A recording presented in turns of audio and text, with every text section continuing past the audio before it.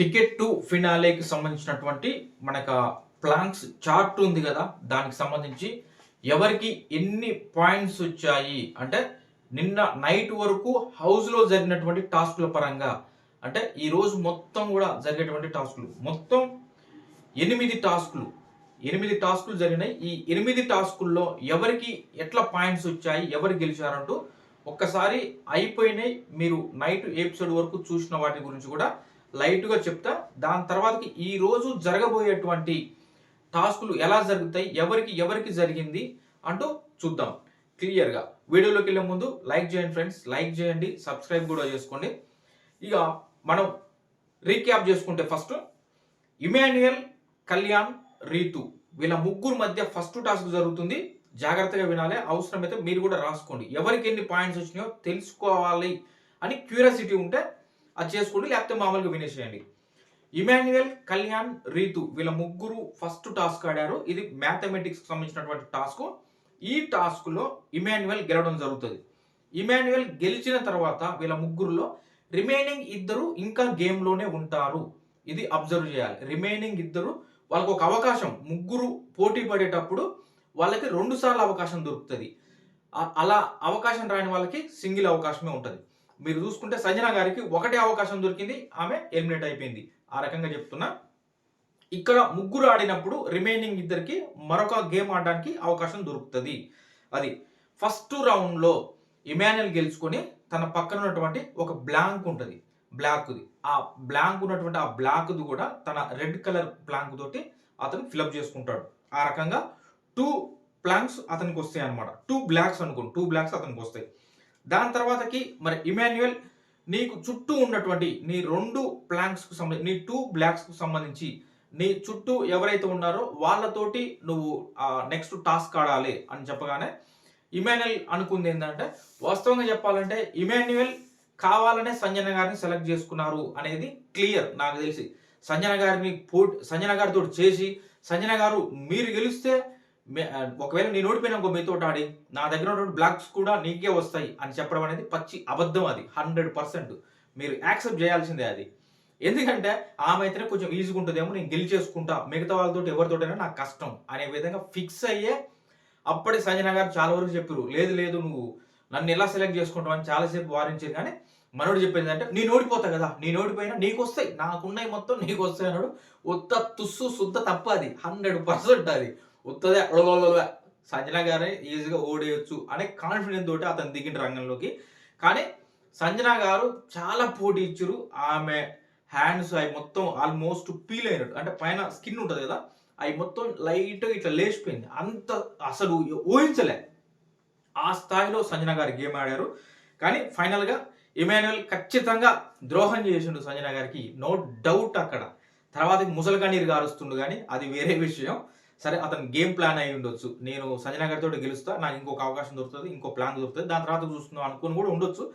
కానీ సంజన గారిని మోసం చేశాడు, ద్రోహం చేశాడు అనేది క్లియర్. అది ఆ రకంగా ఇమాన్యుయల్ ఫస్ట్ టాస్క్ గెలుచుకొని అతనికి ఒక బ్లాక్ ఉంది. దాని తర్వాత ఆ ముగ్గురు ఆడినప్పుడు వచ్చినటువంటి ఇంకో బ్లాక్ 2 ప్లస్ ఇప్పుడు సంజన గారి మీద గెలిచారు కాబట్టి 3 బ్లాక్స్.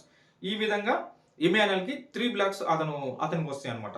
దాని తర్వాతకి ఇమాన్యుయల్ని ఇక పక్కకు పెట్టేసి తర్వాతకి మళ్ళీ ముగ్గురు పోటీ పడవని చెప్పగానే, మీలో మీరు డిస్కస్ చేసుకోమని చెప్పగానే ఇక్కడ సంజన గారు అవుట్ ఆఫ్ ద TTF అయ్యారు. ఓకే, ఇక్కడ తనుజ, భరణి అండ్ డేమాన్ పవన్ వీళ్ళ ముగ్గురు రంగంలో దిగుతారు.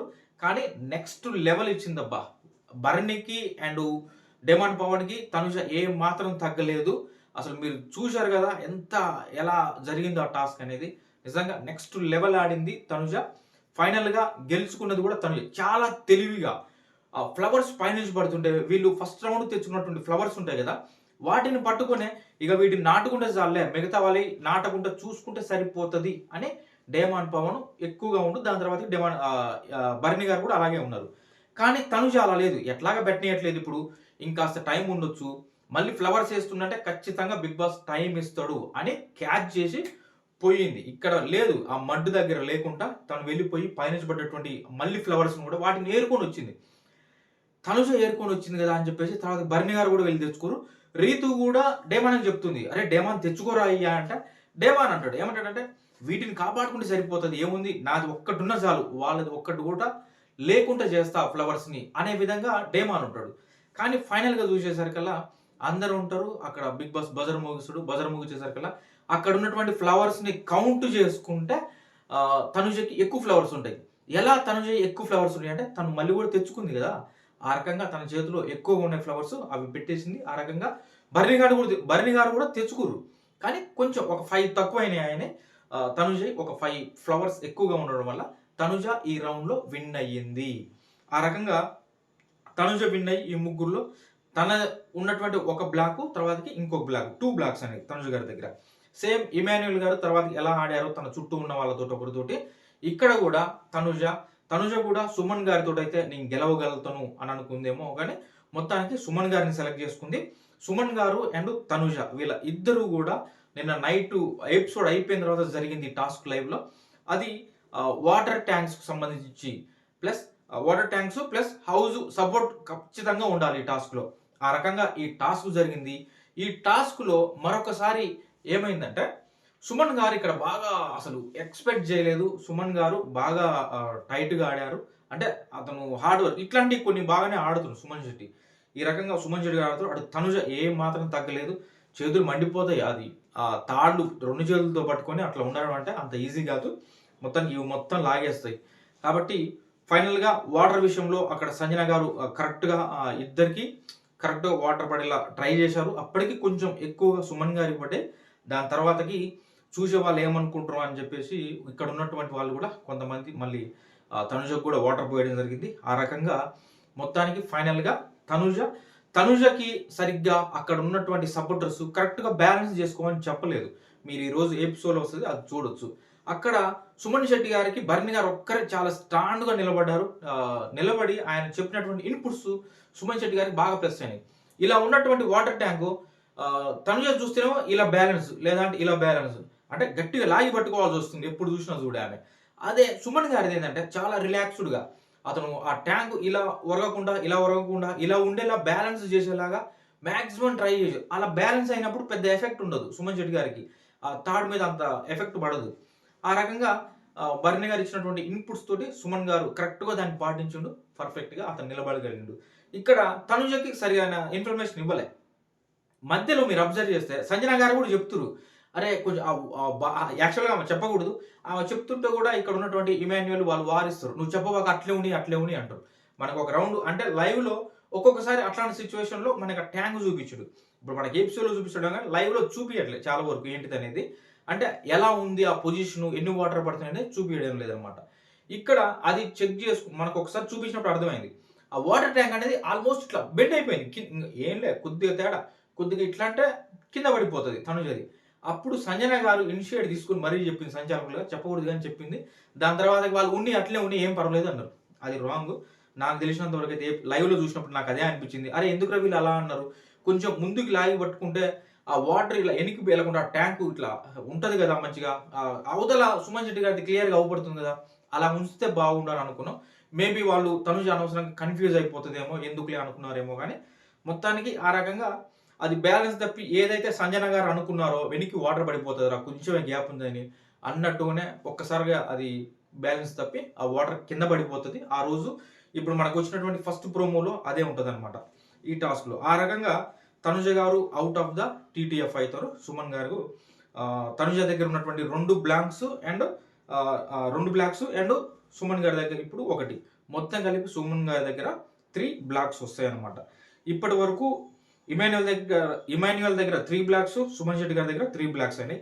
దాని తర్వాతకి జరిగేటువంటి టాస్క్, దాని తర్వాతకి ఇక బిగ్ బాస్ ఏం చేసినంటే అవుట్ ఆఫ్ ద రేస్ అయింది ఇద్దరు, సంజన గారు తనుజ వాళ్ళిద్దరు, ప్లస్ గెలుచుకొని ఉన్న వాళ్ళు ఒక స్టెప్ వరకు ఇమాన్యుయల్ అండ్ సుమన్ శెట్టి గారు, వీళ్ళిద్దరిని కూడా పక్కన పెడితే, ఈ నలుగురిని పక్కన పెడితే ఇక రిమైనింగ్ ఉన్నటువంటి నలుగురు ఎవరు, భరణి గారు, డెమాన్ పవన్, తనుజ అండ్ రీతు, వీళ్ళ నలుగురు ఉన్నారు. వీళ్ళ నలుగురికి ఒక టాస్క్ పెడతారంట. వీళ్ళ నలుగురికి పెడతారా లేదంటే వీళ్ళ నలుగురులో ముగ్గురునే మళ్ళీ సెలెక్ట్ చేసుకొని ముగ్గురు ఈ టాస్క్లో పార్టిసిపేట్ చేస్తారా అంటే ముగ్గురు పార్టిసిపేట్ చేసిరనే అంటున్నారు. భరణి గారు, డేమాన్ అండ్ కళ్యాణ్ వీళ్ళ ముగ్గురు పార్టిసిపేట్ చేశారు, రీతుని తీసుకోలేదు అనేసి ఇన్ఫర్మేషన్. అది కరెక్టో కాదో తెలియదు. వీళ్ళ ముగ్గురు ఆడారంట ఆ టాస్క్లో. ఈ టాస్క్లో కళ్యాణ్ డేమాన్ బర్ని గారు ఆడిన టాస్క్లో డేమాన్ గెలుచుకున్నాడంట. ఈ టాస్క్ని డేమాన్ గెలుచుకొని అతనికి 2 పాయింట్స్ వచ్చినాయి. డేమాన్ గెలుచుకుండు కాబట్టి 3 మెంబర్స్ ఉన్నప్పుడు డేమాన్ మళ్ళీ ఇంకొకరితో ఆడాలి. డేమాన్ ఇంకొకరితోటి ఆడాలి అన్నప్పుడు డేమాన్ ఇక్కడ బర్ని గారిని సెలెక్ట్ చేసుకున్నారంట. బర్ని గారిని సెలెక్ట్ చేశారంట. మేబీ ఇక్కడ బర్ని గారిని సెలెక్ట్ చేశారంటే ఇంతకు ముందు 3 మెంబర్స్ ఆడినటువంటి టాస్క్లో డేమాన్, కళ్యాణ్, రీతు ఆడి ఉండొచ్చు. మేబీ నేను అనుకుంటున్నా. ఏదన్నా స్వాప్ అవ్వచ్చు అటు ఇటు. ఇక్కడ చూసేసరికల్లా 6th రౌండ్ టాస్క్ డెమాన్ గెలుచుకొని ఉంది కాబట్టి డెమాన్ ఇంకొక పర్సన్ తోటి ఆడాలి. తన చుట్టూ ఉన్నటువంటి ఎవరైనా ఒకరిని సెలెక్ట్ చేసుకొని ఆ రకంగా డేమాన్ బర్ని గారిని సెలెక్ట్ చేసుకొని ఈ 6th టాస్క్ లో పార్టిసిపేట్ చేశారంట. ఇక్కడ డేమాన్ పైన బర్ని గారు గెలిచారు ఈ టాస్క్ లో. ఇది బాగా ఎఫెక్ట్ అయిందనమాట డేమాన్ కి. యాక్చువల్ గా నామినేషన్స్ లో బర్ని గారే డేమాన్ కి చెప్తూ నువ్వు చాలా స్ట్రాంగ్ పర్సన్ రా అంటూ ఆయన లాస్ట్ వీక్ నుంచి కూడా చెప్పుకుంటూ వస్తుండు. క్యాప్టెన్సీ రేస్ నుంచి కూడా నువ్వు చాలా స్ట్రాంగ్ పర్సన్, డల్గా ఉంటున్నావు, ఆడు అని అతనికి పుష్ ఇస్తూ వచ్చినటువంటి అన్నప్పుడు నామినేషన్స్ లో ఈసారి టికెట్ ఫినాలే నేనే కొడతా అనే విధంగా డేమన్ పవన్ చెప్తాడు. కానీ ఫైనల్ గా ఇక్కడ బర్ని గారి చేతిలోనే డేమన్ పవన్ ఓడిపోతారు. ఆ రకంగా ఓడిపోయినప్పుడు డేమాన్ దగ్గర ఉన్నటువంటి 2 బ్లాక్స్ అండ్ బర్ని గారి దగ్గర ఉన్నటువంటి 1 బ్లాక్ కలిపి మొత్తం బర్ని గారి దగ్గర 3 బ్లాక్స్ ఉంటాయి అన్నమాట. మొత్తంగా ఇప్పటికి 3 వచ్చేసారు. ఇమాన్యుయల్, సుమన్ శెట్టి, బర్ని గారు. వీళ్ళ 3 దగ్గర కూడా ఒక్కొక్కరి దగ్గర 3 బ్లాక్స్ ఉన్నాయి వాళ్ళ చేతిలో. దాని తర్వాతకి 7th రౌండ్ లో జరిగేటువంటి టాస్క్ లో కళ్యాణ్, రీతు, బర్ని వీళ్ళ 3 టాస్క్ జరిగిందంట. అంటే గెలిచిన వాళ్ళ ఎవరినైనా ఒకరిని సెలెక్ట్ చేసుకోండి, అంటే గెలిచిన వాళ్ళ నుంచి కూడా ఎవరైనా ఒకరు రావచ్చు ఇక్కడ కళ్యాణ్, రీతుతో పాటు అని చెప్పుండొచ్చు. ఆ రకంగా అంటే కళ్యాణ్, రీతు ఇంకా వీళ్ళిద్దరు ఉన్నారు కాబట్టి వీళ్ళతో పాటు గెలిచిన వాళ్ళ నుంచి ఎవరినైనా ఒకరిని తీసుకోమని చెప్పుండొచ్చు. ఆ రకంగా కళ్యాణ్, రీతు, బర్ని వీళ్ళ 3 టాస్క్ ఆడారంట. ఈ టాస్క్ లో 7th టాస్క్ లో కళ్యాణ్ తను విజయం సాధించాడు అంటున్నారు. కళ్యాణ్ గెలుచుకుండు కాబట్టి కళ్యాణ్కి తన బ్లాక్ తో పాటు తన పక్కన ఉన్నటువంటి ఒక ఎంటీ బ్లాక్ ఉంది కదా, ఆ బ్లాక్ కూడా తను తీసుకొని మొత్తానికి కళ్యాణ్ దగ్గర 2 బ్లాక్స్ అవుతాయి. ఈ రకంగా ఇప్పటి వరకు వచ్చినటువంటి ఒక్క నిమిషం, దీని తర్వాతకి ఇక కళ్యాణ్ తో పాటు ఇంకొకరు మాత్రమే ఖాళీగా ఉంటారు కాబట్టి కళ్యాణ్ ఎవరితో ఆడాలని తన చుట్టూ ఉన్న వాళ్ళతో అంటే రీతు ఉంది ఖాళీగా. విన్ అయిన వాళ్ళు కాకుండా ఇక ఇక్కడ మిగిలి ఉంది రీతునే కాబట్టి కళ్యాణ్ ఇక్కడ demon out of the race అయిపోయింది కదా. ఓకే, ఇక్కడ కళ్యాణ్ ఇక రీతుతోనే గేమ్ ఆడాలి. 8th టాస్క్ ఇది. 8th రౌండ్ టాస్క్ లో కళ్యాణ్ రీతుతో మాత్రమే టాస్క్ ఆడాలి. మరి ఈ టాస్క్ లో కళ్యాణ్ గెలిచాడా, రీతు గెలిచాడా, ఎవరు గెలిచారు అనుకుంటున్నారు కామెంట్ రూపంలో తెలియజేయండి. ఆల్రెడీ గెలిచిన వాళ్ళు 3, ఇమాన్యుయల్, సుమన్ శెట్టి అండ్ బర్ని గారు. వీళ్ళ 3 గెలిచి సైడ్కు ఉన్నారు. ఓడిపోయిన 3 ఎవరు అంటే ఫస్ట్ సంజన గారు, తర్వాతకి తనుజ, దాని తర్వాత డెమాన్ పవన్. వీళ్ళ 3 ఓడిపోయారు, 3 గెలిచారు. 6 అయితే ఇంకా ఇప్పుడు ఉన్నటువంటి టాస్క్ ఆడేది కళ్యాణ్ అండ్ రీతు చౌదరి. వీళ్ళిద్దరిలో ఎవరు గెలుస్తారు అనుకుంటున్నారో మీరు కామెంట్ చేయండి. దాని తర్వాతకి ఇక్కడ ఎవరు గెలుస్తారో కళ్యాణ, రీతునా, వీళ్ళతో పాటు ఆల్రెడీ గెలిచినటువంటి 3 ఇక్కడ పర్సన్ ఒకరు. కళ్యాణ్ అయితే కళ్యాణ్, రీతు అయితే రీతు. వీళ్ళ 4కి టాస్కులు మళ్ళీ 2 రౌండ్స్ లో ఉంటాయి. ఆ 2 రౌండ్స్ లో ఎవరైతే గెలుచుకుంటారో వాళ్ళు టికెట్ ఫినాలి గెలుచుకోబోతున్నారు. అంటే ఇమాన్యుయల్ గెలుస్తారా, సుమన్ శెట్టి గారు గెలుస్తారా, అండ్ బర్ని గారు గెలుస్తారా, రీతు ఆర్ కళ్యాణ్, వీళ్ళ 5గురిలో ఎవరు గెలుస్తారు అనేది చూడాలి. ఇంకా మేబీ 2 o'clock వరకల్లా ఈ కళ్యాణ్ అండ్ రీతు వీళ్ళ మధ్య జరిగినటువంటి టాస్క్ సంబంధించిన అప్డేట్ కూడా వస్తుంది. అప్పుడు ఇంకొంత క్లారిటీ అవుతుంది. ఇక 4 ఉంటారు విన్ అయ్యి. ఆ 4కి అంటే ఒక ఆలోచన ఏంటంటే కళ్యాణే గెలిచాడు అనే ఇన్ఫర్మేషన్ ఉంది, కానీ అది క్లారిటీగా చెప్పలేము ఇప్పుడే. కాబట్టి మీరు ఊహించి కామెంట్ చేయండి మీకు ఏమైనా ఇన్ఫర్మేషన్ తెలిస్తే. అది ఈ రకంగా ఇప్పటి వరకు అయితే ఉంది. 3 అవుట్ ఆఫ్ ద రేస్ అయిపోయారు. 3 ఒక స్టెప్ గెలుచుకొని 3 దగ్గర కూడా 3 పాయింట్స్ తోటి 9 పాయింట్స్ ఉన్నాయి. ఇంకా కళ్యాణ్ దగ్గర 2 పాయింట్స్ ఉన్నాయి, రీతు దగ్గర ఏమీ లేవు. ఇంకా కొన్ని పాయింట్స్ మొత్తం 16 పాయింట్స్. ఈ రకంగా చూద్దాం నెక్స్ట్ ఎవరు గెలుస్తారు. మళ్ళీ 2 రౌండ్స్ లో ఉంటుంది. మొత్తం 10 టాస్కులు జరగబోతున్నాయి. ఇది 8వ రౌండ్ లో కళ్యాణ్ అండ్ రీతు పడబోతున్నారు. ఎవరు గెలుస్తారు అనేది కామెంట్ రూపంలో తెలియజేయండి. మరికొన్ని అప్డేట్స్ తో మరో వీడియోతో మీ ముందుకు వస్తా. Thank you.